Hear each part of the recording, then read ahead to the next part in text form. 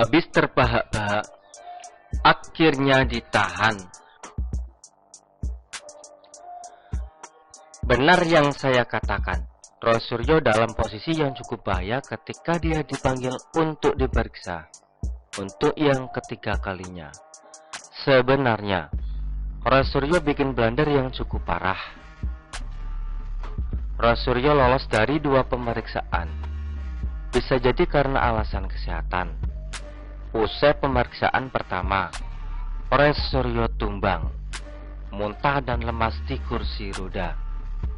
Pada pemeriksaan kedua, dia memakai penyangga leher medis. Setelah itu, dia kedapatan mengikuti touring di acara klub Mercy. Ini sebenarnya menyangga anggapan bahwa Roy Suryo sakit. Malah video tertawanya yang terbahak-bahak itu viral dan menjadi bahan cibiran. Rasanya orang ini terlalu susah untuk tidak bikin sensasi. Kalau menurut saya, ini adalah titik di mana Roy Suryo seperti menanam ranjau, tapi dia yang menginjaknya sendiri. Dan ternyata memang benar, Polda Metro Jaya akhirnya memutuskan menahan Roy Suryo tersangka kasus dengan dugaan penistaan agama. Roy Suryo ditahan mulai malam ini. Penyidik memutuskan mulai malam ini terhadap Roy Suryo Noto Diprojo sebagai tersangka ujaran kebencian ini mulai dilakukan penahanan. Kata Kabid Humas Polda Metro Jaya Kombes Endra Zulpan dalam jumpa pers di Polda Metro Jaya, Jakarta, Jumat.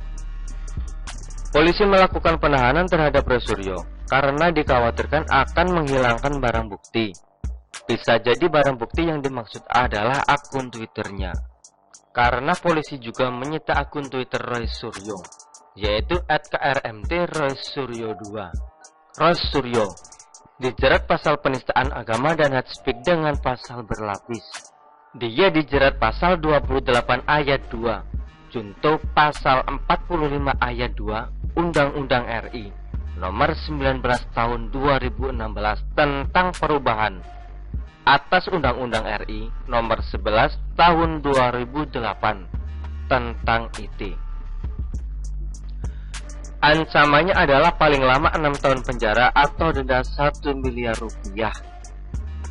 Selain itu, dia juga dijerat pasal 156 AKUHP dengan ancaman pidana 5 tahun penjara. Satu kata buat berita ini, ambyar. Harusnya kalau mau drama, jangan setengah-setengah. Harusnya konsisten. Awalnya duduk di kursi roda, lalu pakai penyangga leher, lalu tak usah keluar.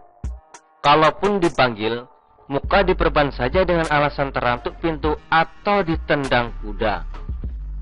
Ini malah ikutan acara touring. Ya ambiarlah. Tertawa terbahak-bahak membawa sengsara. Sekarang, Roy Suryo sudah ditahan. Mungkin ini adalah kebahagiaan banyak pihak, yaitu dari pihak pelapor, umat Buddha yang merasa tersinggung dengan cuitan Roy, dan publik yang memang sudah kesal dengan ulahnya dulu. Bagi yang mau merayakan penahanan ini, dengan kirim karangan bunga silahkan. Mau bikin acara dangdut 7 hari 7 malam juga silahkan. Mau bikin pesta atau hajatan besar juga silahkan. Mau bikin acara joget pakai lagu EDM juga silahkan. Episode ini sudah berakhir. Ending yang manis dengan ditahannya Roy Suryo. Episode berikutnya juga tidak kalah bikin penasaran. Apa yang akan terjadi selanjutnya? Akankah akan ada drama sakit lanjutan? Misalnya, masuk angin, sehingga harus dilarikan ke rumah sehat? Benar sekali, rumah sehat bukan rumah sakit. Atau apakah akan ada permintaan penangguhan penahanan dengan istri, dijadikan sebagai jaminan? Atau ada netizen yang khawatir dengan panci dan ember, apakah barang-barang tersebut akan aman? Kita berharap Roy Suryo sehat-sehat saja. Semoga dia bersikap jantan menghadapi kenyataan ini. Bila perlu tunjukkan kalau dia bisa tertawa terbahak-bahak di penjara. Ini bakal epic dan tidak biasa. Biasanya orang yang baru ditahan suka play victim agar dikasihani seluruh makhluk alam semesta. Kesimpulannya, tinggal menunggu persidangan dan vonis dari hakim. Perjalanan perjuangan masih jauh. Ditahan atau tidaknya Roy Suryo bukanlah masalah. Keputusan akhir ada di tangan hakim. Jaksa menuntut, tapi hakim yang memutuskan. Kira-kira Roy Suryo bakal dipenjara berapa tahun? Akhir kata, pelapor dan umat Buddha yang merasa tersinggung atau kesal sekarang sudah bernafas lega. Keadilan sudah didapat meski endingnya masih belum diketahui.